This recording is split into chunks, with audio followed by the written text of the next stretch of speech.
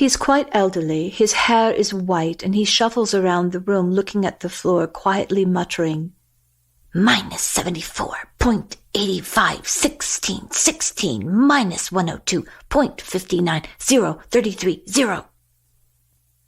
You suddenly have a strange déjà vu feeling, but even that isn't quite it. It's more a feeling you can't identify. Familiar, yet somehow the context is different. Then you notice a woman sitting by herself at a table. Against all odds, you recognize her immediately when you see that she's wearing pink slippers. But even so, you can't remember how you know her until Matthew enters the room and sits down next to you. "Matthew," you whisper emphatically. "I dreamed this." Then you stop as you realize you had also dreamed that he was in a hospital bed unconscious. "There are some things that still don't make sense," you say, taken aback. "But see that woman sitting over there by the television? I remember her." Matthew looks at the woman, then back at you and says, "How much of your dream do you remember?" "Enough to tell you I don't think I was dreaming. I think I was here," you say, your mind racing. "How's that possible?" says Matthew earnestly. "Wait, forget I said that. How would we explain anything that's been happening to us?" "I know. I feel like I'm in some kind of weird reality show, and there are hidden cameras and microphones all over the place." Suddenly you stop. "Oh, shit," you say as you flip over your security pass, looking for a small microphone, but nothing is there. "Oh my God, look at me. You'd think I belonged here." "It's okay, Amelia," says Matthew gently. "I think it's safe to say we're most likely in some level of shock." Then looking at the woman again, he whispers, "What do you remember about her? Anything?" "I know I sat with her at a table and talked to her. It's weird, maybe it was a dream," you say, confused. "Well, somehow you must have been seeing the future," says Matthew at a loss. "But what does it mean?" you say, shaking your head. A very masculine-looking young female nurse with short-cropped blonde hair approaches you and says, "Dinner will be served in just a few minutes. I'll show you to your rooms, and then you'll go to the dining hall." As you walk down the hall, she adds, "For your security, your bedrooms are locked at 2200 hours and will automatically unlock at 0630. Breakfast is at 0700. Everything you need is in your rooms. Toothbrush, toothpaste, soap, etc. You can sleep in your scrubs and you'll receive fresh clothing tomorrow. Amelia, your room is 102, and Matthew, yours is next to hers, 104. She says, indicating your rooms with a wave of her hand as you pass by without stopping. Showers are at the far end of the hall. Men and women alternate, so read the schedule to know when it's your turn. All right, then come this way for dinner, she says in a businesslike, though not unkind manner. Standing in line at the cafeteria, you whisper to Matthew, "This seems like a combination of our high school lunchroom and what it's probably like in prison." "Good thing the food's labeled, otherwise you'd never know what we're eating," Matthew shoots back under his breath as you suppress a laugh. No one is particularly friendly. Women with hairnets and white uniforms serve the most unappealing overcooked food. There's nothing fresh, and nothing even looks edible, but you aren't hungry in any case. After being handed your trays of mystery food, you and Matthew sit down at a table next to a wall and pick at your food. Everyone in the cafeteria is fairly quiet and subdued, except the old man who is still muttering, minus 74.85, 16, minus 102.59, 033, 0, as he shuffles along with an attendant carrying his meal tray.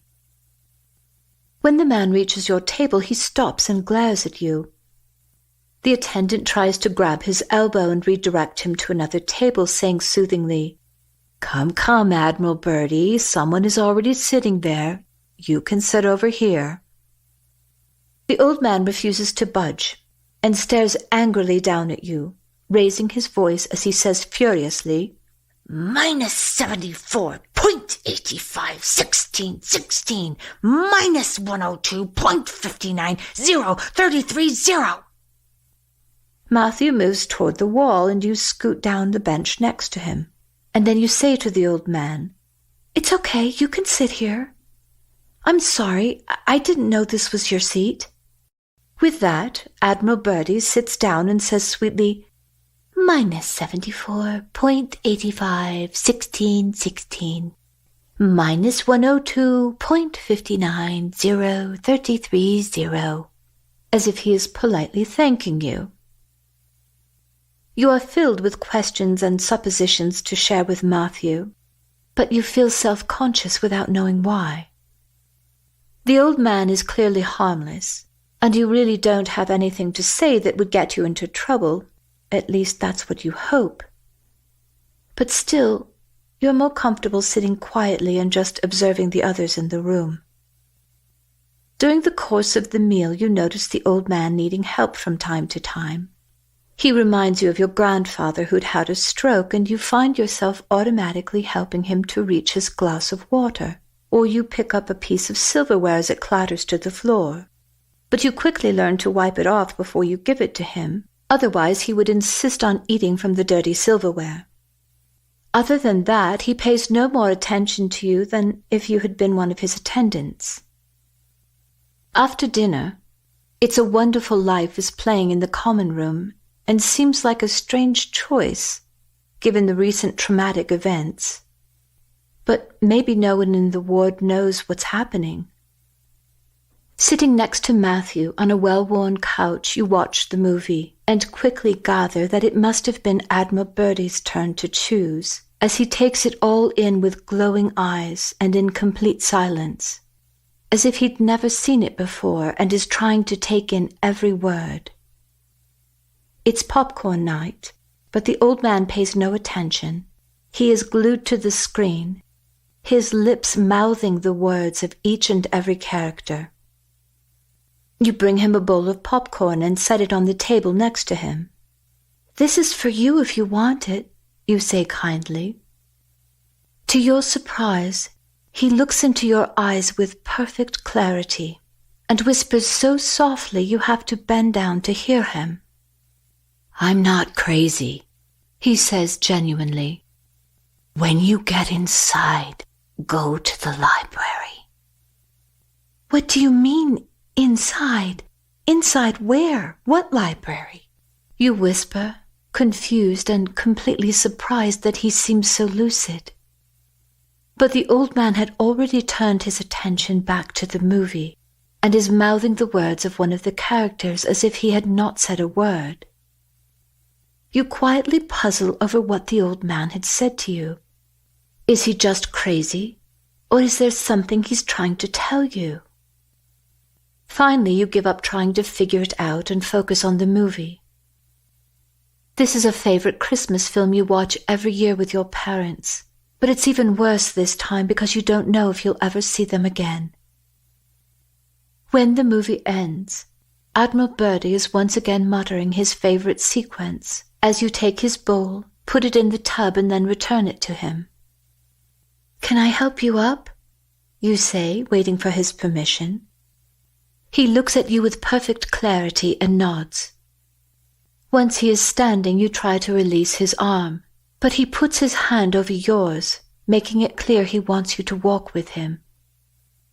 As you walk down the hall, Matthew on one side and Admiral Birdie on the other, the old man drops his head downward and says quietly so that only you can hear, "You'll be going inside. You'll know you're there when you get there. You must go to the library or all will be lost." Just before you arrive at your room, a sudden wave of panic washes over you as you remember the bedroom from your dream. Thankfully, your room is nothing like the vision. It is white, simple, and quite ordinary, with sterile linoleum floors. It could have been a small college dorm room, except that it has no windows. The little room is less prison-like than you'd expected, but the bed frame is plastic and screwed into the floor, just as you'd remembered from your dream. There is something mirror-like embedded in the wall, but there is no sign of either a toilet or a sink, and this brings some relief knowing they'll have to let you out sooner or later. At 10 p.m. the doors automatically click shut. You hear the lock sliding quietly into place and ending with a slight click as the overhead light fades into a soft nightlight.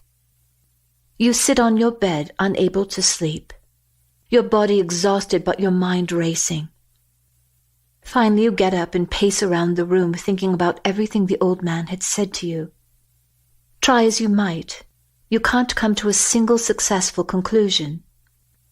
Even when you think about Asha and the idea that this might actually be a virtual reality game, it still makes no sense.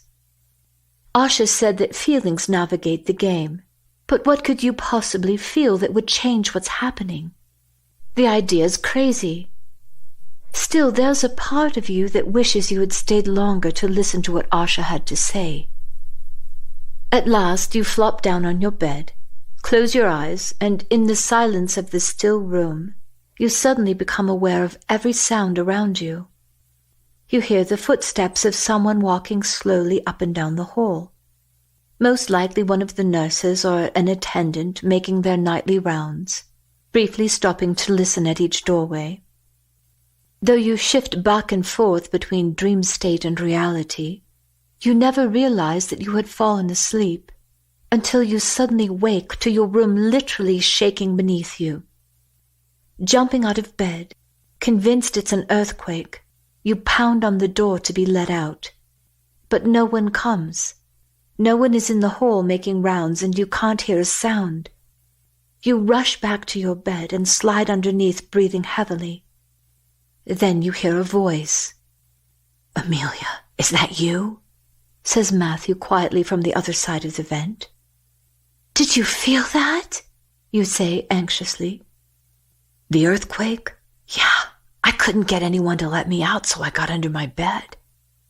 "Oh my God, so did I," you say, panicked. "I couldn't get out either." Another tremor shakes the floor, but it isn't as severe this time. "Matthew?" "Yeah." "Do you think it's safe to talk here?" "I think so. I doubt they have microphones under our beds," says Matthew lightly. Then more seriously he adds, "Is there some reason you're afraid?" "I just don't know. I mean, everything Trevor said made sense, but why would they bring us here?" "We're not special or important," you say, puzzled. "We are a bit different if you think about it," says Matthew thoughtfully. "What do you mean?" you say as you reach for your pillow and tuck it under your head. "Well, I've been thinking about this, and I agree. Why would they bring us to a place that is so top secret? There's not even a rumor about something like this existing. And like you, I was thinking that we're just a couple of high school kids. Why would the military get involved in finding us?"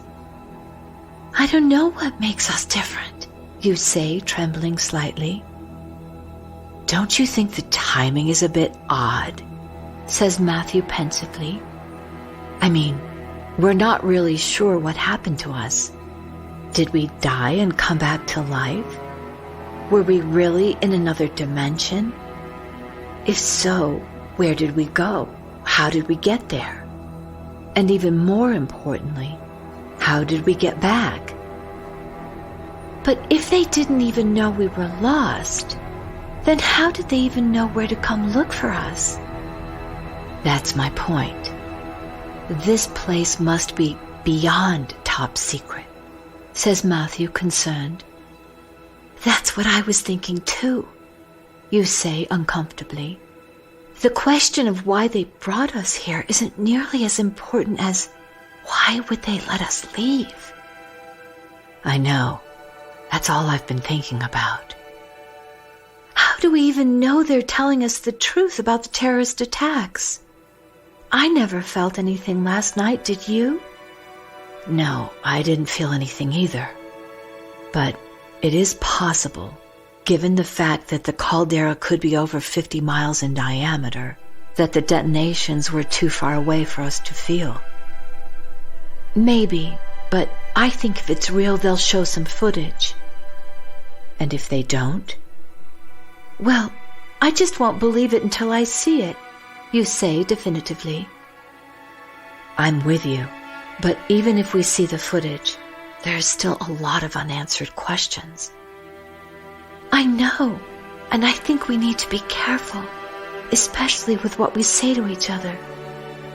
Yeah, I agree. I wish we could stay and talk, but I don't want anyone to get suspicious. You're right. How about if we just meet here quickly if we ever have an emergency? Okay. Good night, Matthew. Good night, Amelia. You climb back into bed, and then quite suddenly you find yourself in a familiar dream.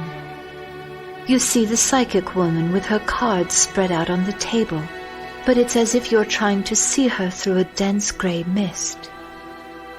At last you fall into a deep sleep, only to wake up moments later with the bedroom light shining painfully in your eyes.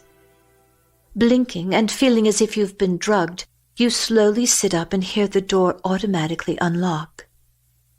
You want nothing more than to stay in bed, but clearly that isn't going to be an option. Outside your bedroom door you find a duffel bag with army boots, a few t-shirts, a light jacket and cargo pants, among several other things. You dress quickly, but from the moment you walk out of the bedroom, everything seems surreal. Artificial lights, artificial people, and artificial food. Nothing is real. Matthew sits down next to you at breakfast, and though you are both careful with your words, he reaches out and holds your hand reassuringly for a few moments. After breakfast, a nurse escorts you into the conference room. Your tests have your names on them, she says as she stands waiting for you to take your seats. You sit down across from Matthew. You may begin, says the nurse as she sits down.